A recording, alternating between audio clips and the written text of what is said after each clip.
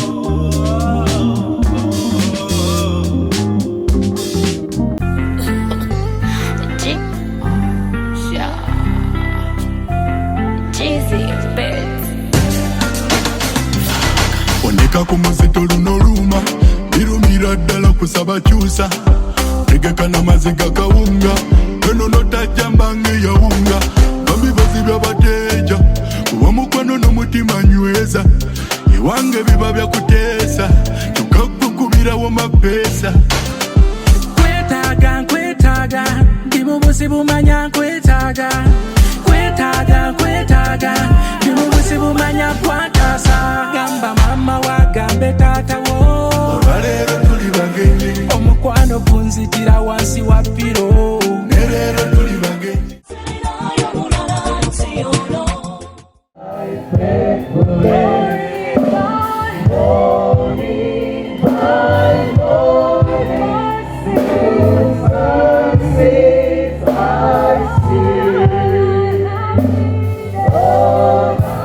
kimanyiddwa nti omugole omwami yasooka mu church olwo nno omukyala ne dadi nabo ne bajja paka lwamukwasa mutabani we kubanga akaseera ako kaba kanjawulo nnyo nzikiriza nkutwale mu church wekkaanye ebyaliyo ate era byatambula bitya.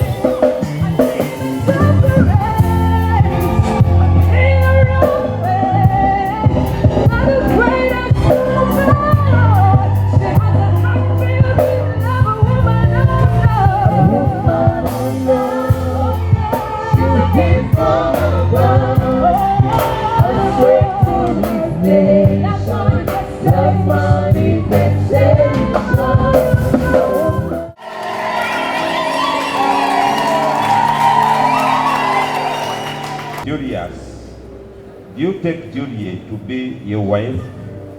Will you love her, comfort her, honor and protect her, and be faithful to her, as God's word says? Yes, I will. Okay. Juliet, will you take Julius to be your husband? Will you love him, comfort him, honor and protect him, and forsaking all others, be faithful to him as long as both of you shall live? Yes, I will. Who gives Juliet to be married to Julius? Mukodomi wange Julius kwasa mwannyinaze Juliet nga siina kyentoma mbasabira Katonda abawangaaze nate abakuume. I, Julius, take you, Juliet, to be my wife. Love and hold from this day forward, for better, for worse, for richer, for poorer, in sickness and in health, love and cherish, till death do us part. According to God's holy law. Yes, I take you to be my husband, to have and to hold from this day forward, for better, for worse, for richer, for poorer, in sickness and in health, to love you and cherish you, till death do us apart, according to God's law. My dearest, Juliet Namleme. Juliet Mugaga Namuleme, Yes, I like that. I give you this ring I give you this ring as a sign of a marriage. as a sign of our marriage. With my body, With my body, I honor you. I honor you. All that I am, I give to you. All that I have, I honor you. All that I have, I share with you. All that I have, I share with you. With the love of God, With the love of God, the Father, the Father, the Son, the Son, and the Holy Spirit. and the Holy Spirit.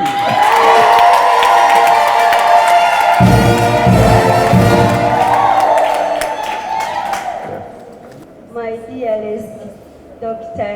Julius Caesar Bigirwa, Okay. I give you this ring I give you this ring as a sign of a marriage. as a sign of marriage. With my body, With my body, I honor you. I honor you. All that I have, I give to you. All that I have, I give to you. And all that I have, I share with you. All that I have, I share with you. With the love of God. With the love of God. With the love of God, The Father, the Father, the Son, the Son, and the Holy Spirit. the Holy Spirit. have come before their God and have solemnly declared their love one for the other, and have made sincere and solemn vows to each other before God and this gathering, and have attested to this by taking and exchanging rings, I declare them husband and wife.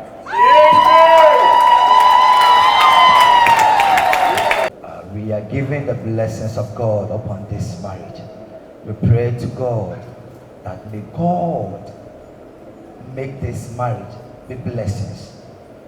Any spirit who rise against this marriage, we cancel it in the name of Jesus. Today I stand in the oil of Professor Simon, and I say, may the God of Father, the Son, and the Holy Spirit bless this marriage. Amen. Amen.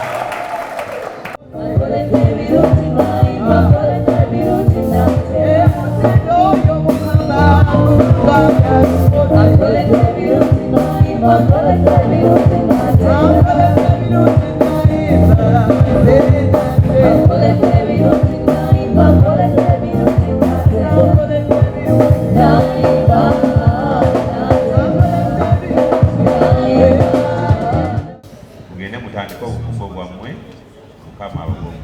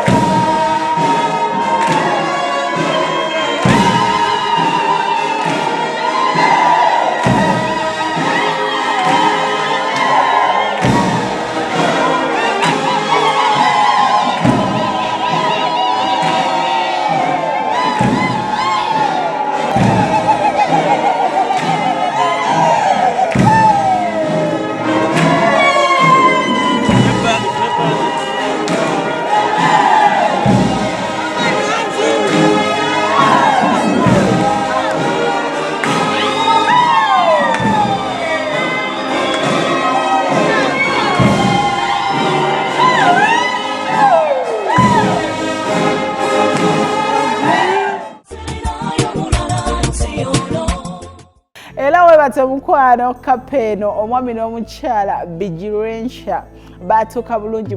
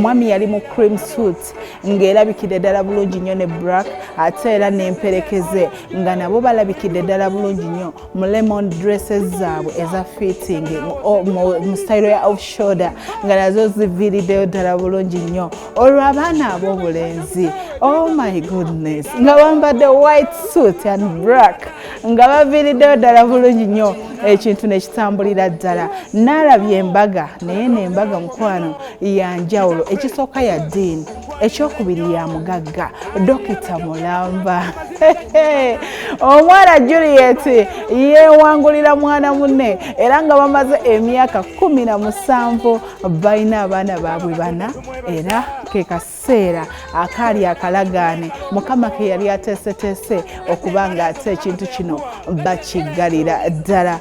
Happiness.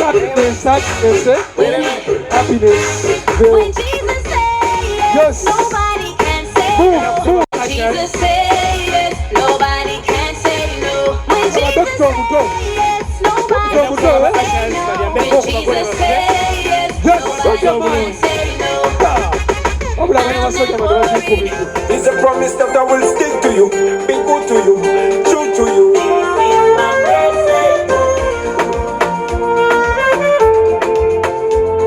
Testimony, we're going to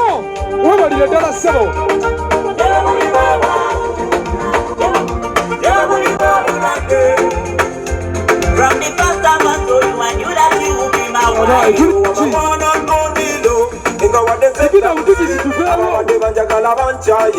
Even when I lose my pain, man, put you take a stand by the way, no kumate puntisa. I'm ready to press the wall with you. Down the road I walk with you. Because you are my best friend, my companion. No kama eya pa we yanzira wetala zena nisaba. Andaka buni jimuti ne jimuta. Chincha yo.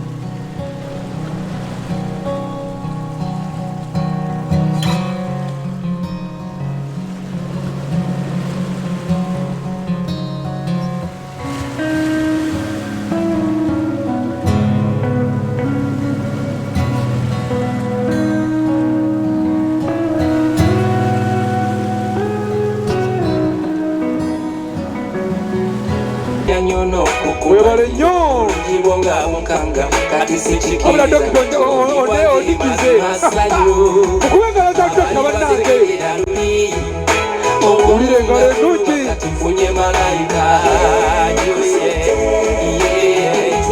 webale nnyo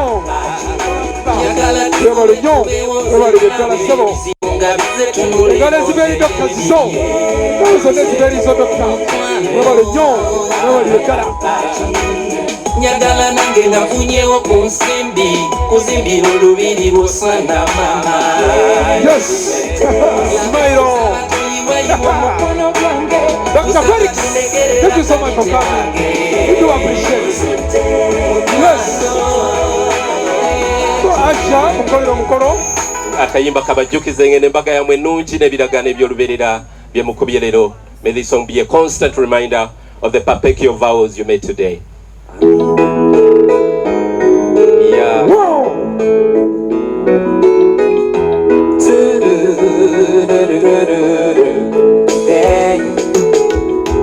Ekimuli kyange maze okukinoga ekigambo kyange maze okikuwa Juli olugendo lwange ndutuuse wano olusigadde kandutambule naawe ebisenge by'omutima gwange mbiguddewo n'ebisomolozo bibyo nkuwadde Esala y'obulamu bwange sigaddemu kukumagana paka enviiri nga mbi naye toneefuulira nga tolaba nze nkwagadde nnyo tonjiwanga obulamu bwange n'obwonoona newaddeyo kukwagala mu ngeri ereemaliza sibimanyi ebyo nti oba tekulwana ne mukwano gwange olyanjulira kale ne bwe nnyiiga nze mulisonyibwa kuba tuli bantu si bamalayika enguudo z'obulamu bwange ntereezezza otambulire muweegazanye ekyapa ky'omutima gwange mpandiseemu erinnya ly'okuwadde okitwale naye toneefuulira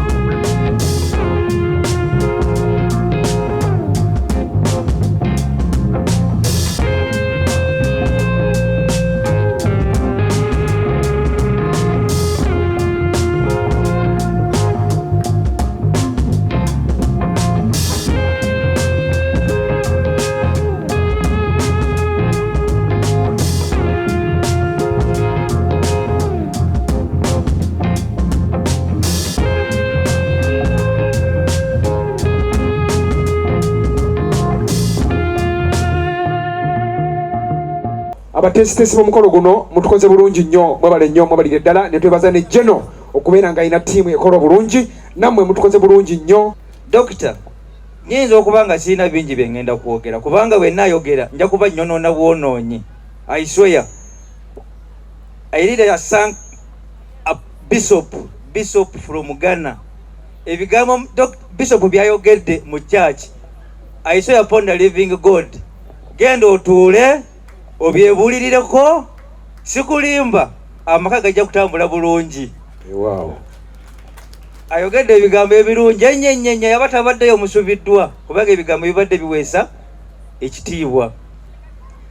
One thing I love about this man is he is very humble and he loves everybody and he do everything that is praises God. It is a great honor for me, Bishop Dr. Felix Kobenanko, the Chancellor for Divine International Theological College, to do such a great thing for you. I am from Wisdom University in Nigeria. They are saying congratulations. You are doing a great job and you're a good man. So with that, and for taking care of a lot of people, sending them back to school, you need to be honored as ambassador for global education. Now they are awarding our doctor to be the ambassador. Engalo abange mukubenga, that is the gown. Yes, tuimuke katono. They are going to award our doctor. Thank you so much. Bana tugenda kulya temufaayo. We are going to eat. Tume mukubenga leza amanyi tugenda kulya. Yes. Banaye kati muli wali yagamba kale singanze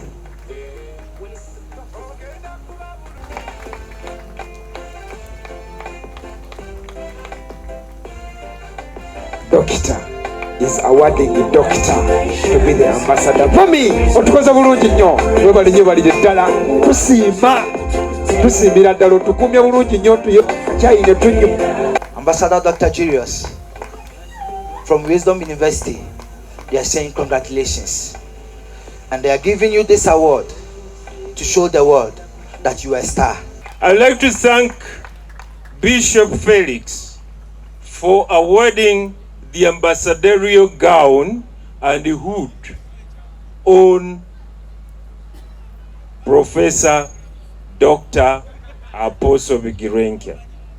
I have the privilege to award the said Dr. Apostle this star trophy, and on your behalf and witness here too, I hand over this star trophy of ambassadorial award to the Dr. Apostle Professor Bigirenkia. Congratulations, congratulations. Amen. Hallelujah. And they say, hallelujah.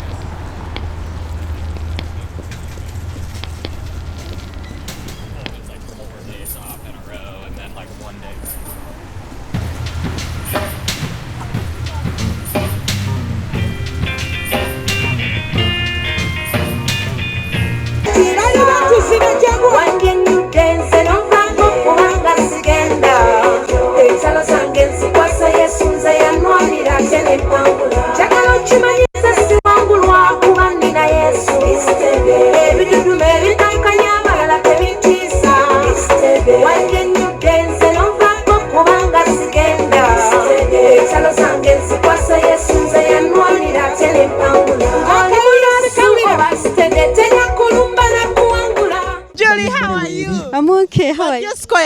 I'm fine. Wonderful. Amina.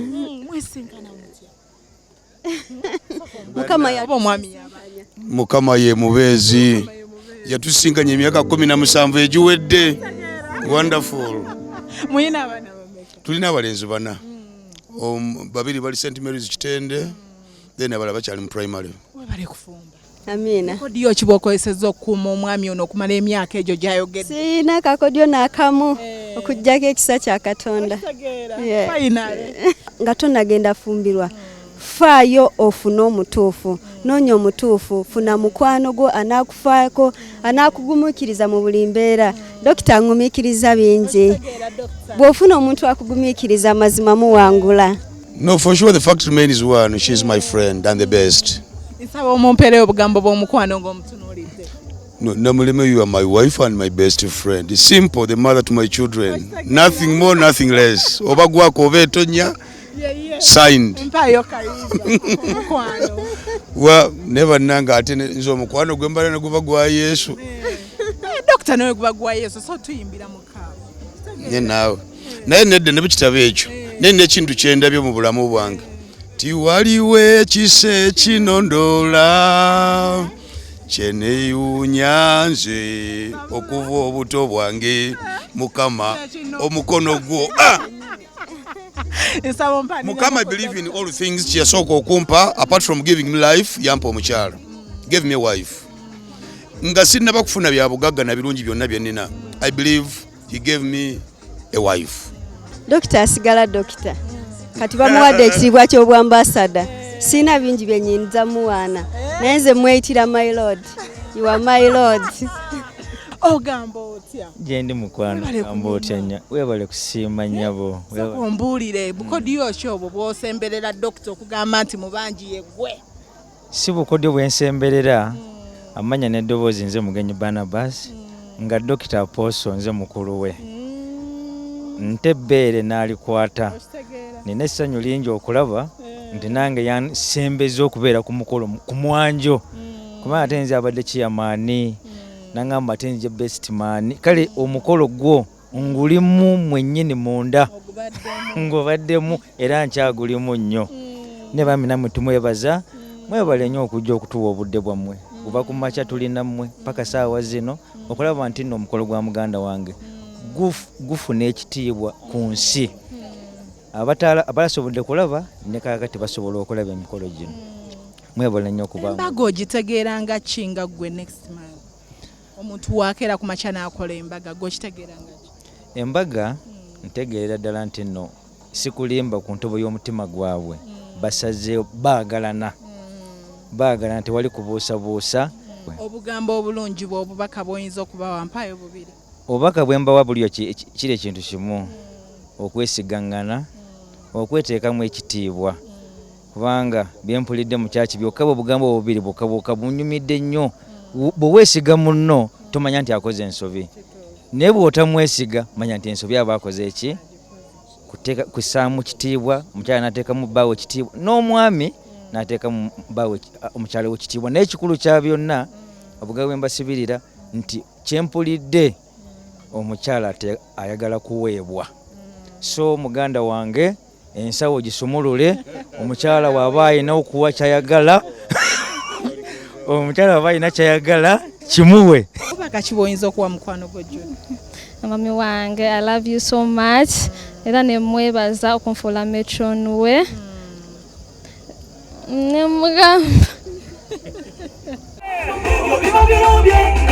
omuntu ow'ennuguuta alina mikale bw'aba wa luganda lwakufitina ne bw'okola naye bizinesi eyetekula abakantu katono nnyo bwe kati koolina nga kumusingako katugeze bw'onyirira akasusu ekyo ow'ennugu okikubolanira bwakulaba n'akabina ekyo nakyo kikufitina gyebali eyo kuba kalulu mpulire ennokungula akusekera naye nga munda byakulowoleza kugendera ku ntaku akulogosirane n'abamuntu tebannamwe bagombole eby'obugagga lwa nnugu ebyenfuna tebikuttisanga munnowo gyebali eno dijooba kyawennugu dijooba wulirezo sibawulireeyo eno kyemuli owennugu mugambe kyemuli eno gyemuli eyo kale kuba kale odige tugale bugalo kirina webale yambuka kubira Yesu akalulu tulabe zizambalangi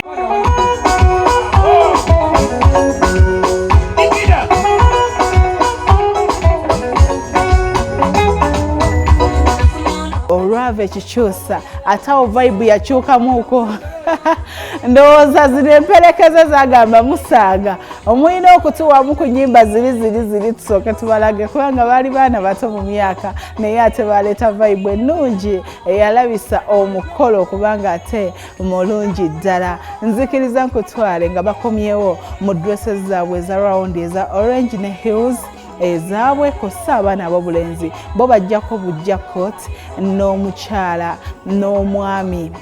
Omukyala omugole waffe naye yali mu dress eya long sleeved mu kala ya peach ate era n'omwami naye najjako ekooti omuziki ne gutandika. Ogwo nno gwe mulundi ogwokubiri olwaba okutuuka ne basala keeki nga kabonero ak'obuwanguzi. Mukolo gwe tulimu gwaba J Squared, Juliet ne Julius nga bafuuka omwami n'omukyala mu butongole.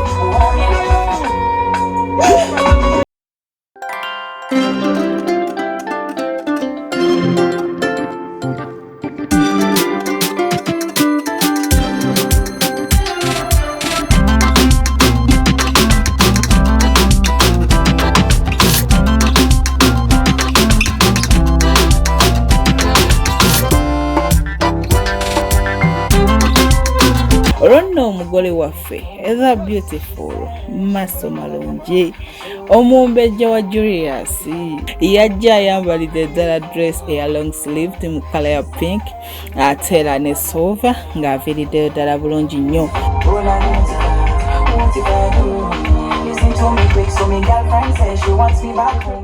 Musanvu Bamugamba amina. Musanvu amina. Mukaaga amina. Tano amina. Nya amina. Satu amina. Biri amina.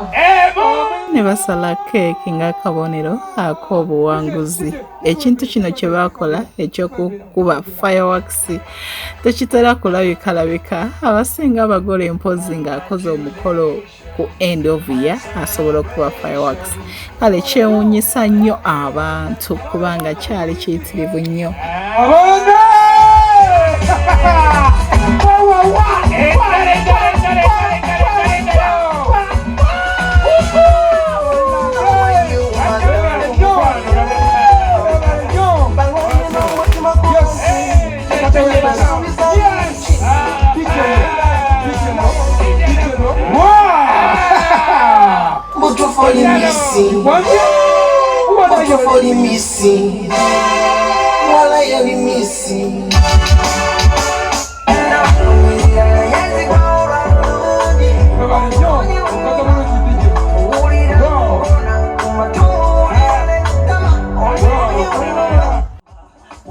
Mwebale kwekuuma, mwebale kukola mukolo gwa kitiibwa, mukolo gulimu ssente, mukolo kuguwa budde.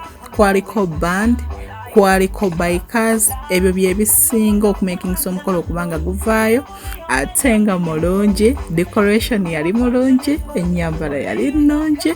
Tuwagaliza ekisinga wano program emikolo n'embaga mwongere okwekuuma ate era mukwano tukusabira Juliet obulongo bujje nga buwala okigattewo abalenzi bana ate era n'abaana ab'obuwala nga ate balongo ate kyemmanyi Mukama ajja kubikolera ddala. Tubagaliza ekisinga babi mufumbo wamwe era mweyongere okwekuuma. Kula ennyumba ya mulamu wange Kayiira era nga ye taata w'omwana nebaza n'omwana wange mugagga era ng'erinnya ne limutuukirirako. Yesu yeebazibwe. Pawulo ayogera mu kigambo kye nti obufumbo bulungi naye ng'ekitanda kirongoofu. Kati tukubireko Katonda mwoleza amanyi tukiza nti ekitanda kya mugagga kati kifuuse ekirongoofu kulinnya Mukama waffe Yesu Kristo. Wange mugatte engalo. Yesu yeebazibwe. Kati tumusibirira ekigambo kya Katonda. Bayibuli egamba nti Mukama waffe Yesu yali ava ku lusozi mu nnaku 40 Sitaani najja n'amusisinkana n'amugamba nti oba weefuula omwana wa Katonda fuula amayinja gano ogafuula emmere olye. Mukama waffe n'amugamba nti kyawandiikibwa tetubeerenga wonna emmere yokka okuggyako n'ekigambo kya Katonda. Kati nange mugagga musibirira ekigambo kino, ekigambo kya Katonda nga kye kigenda okuzimba amaka ge era nga kyagenda okuyimiriramu era bw'anaanakuwalanga anajjangayo ekigambo kino n'asomamu ekigambo kya Katonda ne kimunyweza. Yesu yeebazibwe. Lw'anaawulanga nga waliwo obuyinike mu nnyumba ewa mutima gwe anajjangayo ekigambo kya Katonda ne kimunyweza kubanga ffe abaloko ekigambo kya Katonda kye kitala ky'okulwanyisa omulabe mu bufumbo. Sibiridde ng'abazadde mu linnya lya Mukama waffe Yesu. Amiina. Ffe mu famire mukube mu ngalo. Nze omuwangukwa mwebale nnyo mwebalire ddala mami bamuwadde ekitabo ekitukuvu. Mbaagaliza obufumbo obulungi obw'omukisa obw'essanyu obw'ezzadde obw'essente kaakati n'ebyambasada nabyo mubizimbireko. Nze nkyaliwo ate naye munsabire tukolagane bulungi tutambule nga bwe twandibadde mu kika mu Luganda mu bulungi ne mu bubi n'emikwano gyaffe mwenna. Eno y'entandikwa tukyatambula ate twandyagadde n'aba n'atuddirira oluvannyuma batambule nga ffe bwe tunaaba tutambula ate n'abantu bonna nga bwe bagambye amaka gabeere musingi ogw'obuntu bulamu ogw'empisa ennungi n'ogw'enkulaakulana mu bantu bonna. Mwebale nnyo okumpuliriza. Katonda abakuume. mwebale kutuleranga abaana fe abazze wano mu maaso gammwe tetugenda kweyanjula ani naye nga zonna projekiti zaffe International Church era nga director waazo ye Dr. Ambassador Dr. ne Mami, congratulations. Era bino bye birabe baffe ebivudde mu projekiti zaffe. Mukama abatuweera omukisa era agubongerere. Tumaliriza. Madamu Jojo. Mukama yebazibwe. Bantu mwe mbagala nnyo. It was a very big group. Oh! Bonna babano we bali. Mpangala nabo Mama Majo. I'm so humbled. Ajati. Webale kujja. Bannange webale tusenga. Ate nno munzikirize mbabulire mu kyama ekyenjawulo omukulu gwenkwasa keeke eno omulaba ng'omwana omuto naye yasikira taata omuto taata Lawrensio so ayimirira mu kiti kya taata omulaba bulabi naye ng'ayimirira mu kiti ekyo so neesiimye